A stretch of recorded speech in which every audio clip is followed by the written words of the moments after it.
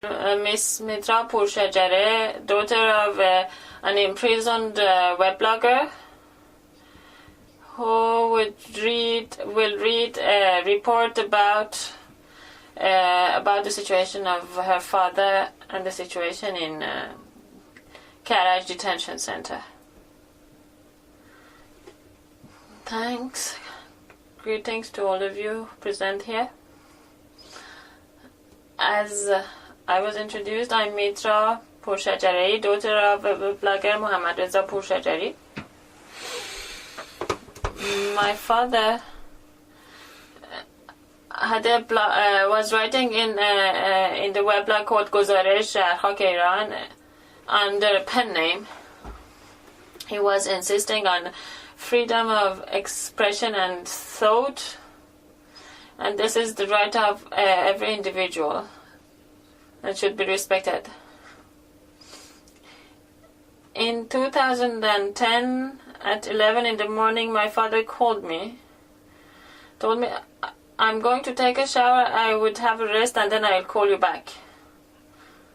I waited until evening, and he didn't call back, and this was unprecedented. He was not going anywhere. I always used to know where he is. So we didn't hear from him until we managed to get into the house, and we noticed that there is a big disorder in the house, and all her personal belongings are in the middle of the house, and they had taken the computer. So the police drew up a report on theft. We were looking for him for a long time in hospitals and prisons, and there was no way to find him until they contacted us. And a friend told us that your father is in Rajai Shahr prison in a solitary confinement, and he's detained by the guardians of Revolutionary Guards.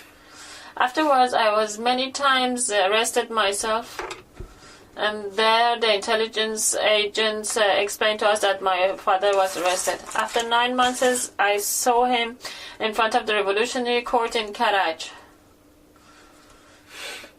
And during all this time, we had not met at all.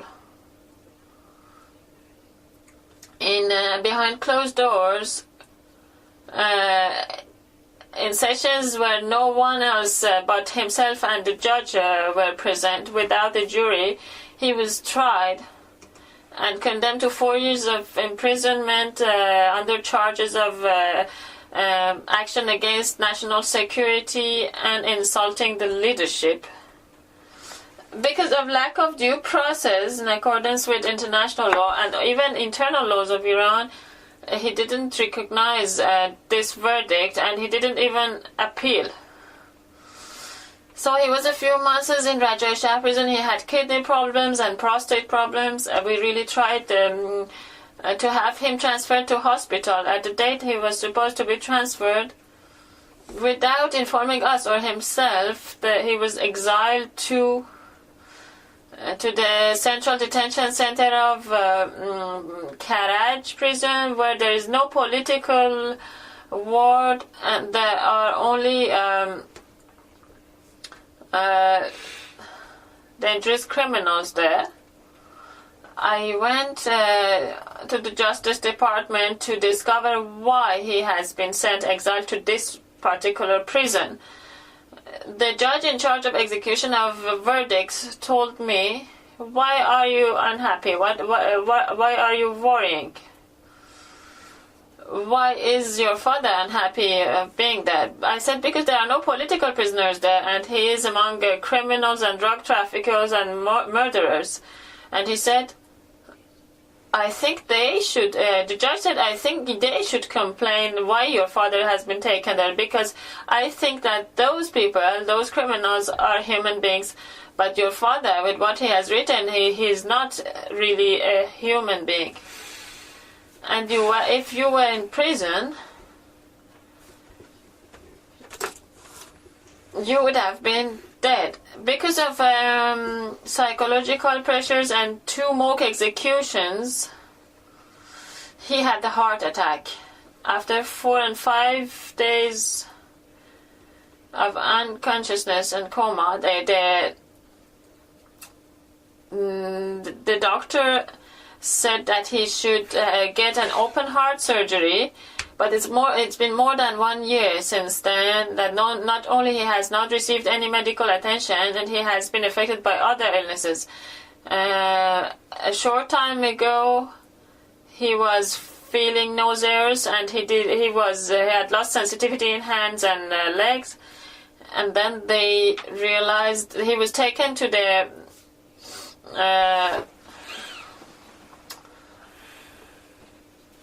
medical center in prison, and they realized that the sugar in his blood is very, very high, and he has not received any medical attention for this problem either. Every 1 and 2 months they used to take him outside, apparently for medical care, but he was not really receiving any medical care. It was just because there was some pressure from the part of the media and also human rights organizations, so they were just pretending that they are taking him to medical centers outside prison, but without any really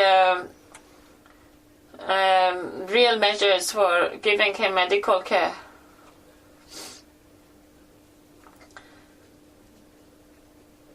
And they were taking him handcuffed and also with attached legs. And because he have his diabetes, actually he was the skin was getting hurt, and it was taking a long time before these wounds were healing. And they were keeping him in quarantine every time that they were taking him out for medical care, and he could not even provide himself with the medicines that he used to buy in the black market in prison. And that's why my father decided not to accept any medical care.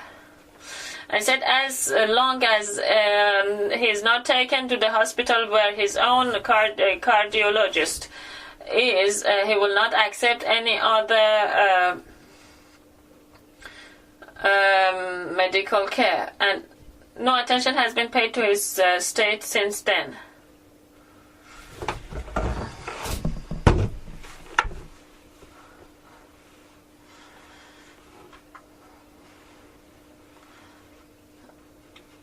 So he has really been a victim of carelessness.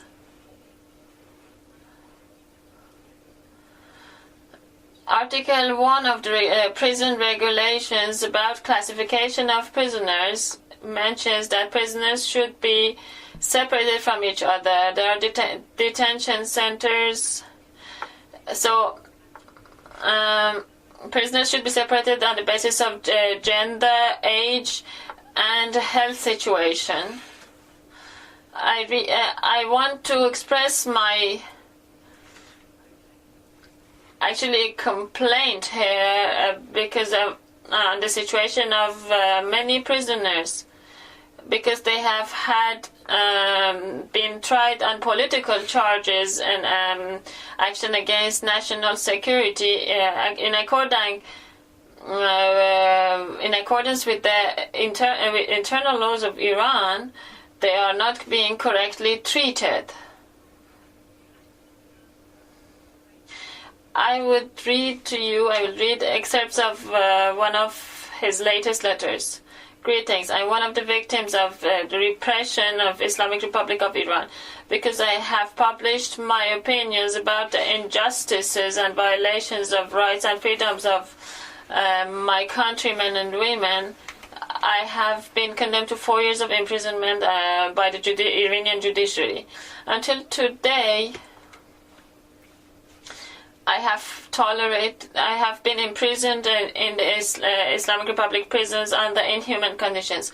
Now I'm living with 40 murderers and criminals in a room that is smaller than 21 square meters. So I am imprisoned with these with dangerous criminals, in spite of my health problems, diabetes, kidney problems, prostate, and heart problems. I'm fighting with death. I have been subjected to all these sufferings because I have defended those rights that are recognized in Articles 18 and 19 of the Universal Declaration of Human Rights. I have used those rights and tried to share my opinions with my countrymen and countrywomen. My fate as a blogger and political prisoner is just one example of thousands of victims of discrimination and violation of human rights in Islamic Republic. Generally, any change in this situation of repressed Iranian society requires a fundamental change in legal structure and political structure of the existing system. The world powers and those governments that have human rights concerns and want also to provide for the security of region and the world, they should gather and help the Iranian people in exercise of their right to self-determination and their rights and freedoms. This is the last letter I have received from him. I hope that one day these problems of political prisoners will end, and this carelessness and lack of medical care that ends up in their physical elimination but silently will be prevented. Lastly, I would like to thank Sudwind, Mr. Naib Hashim, dear Shohre, and all the friends who contributed.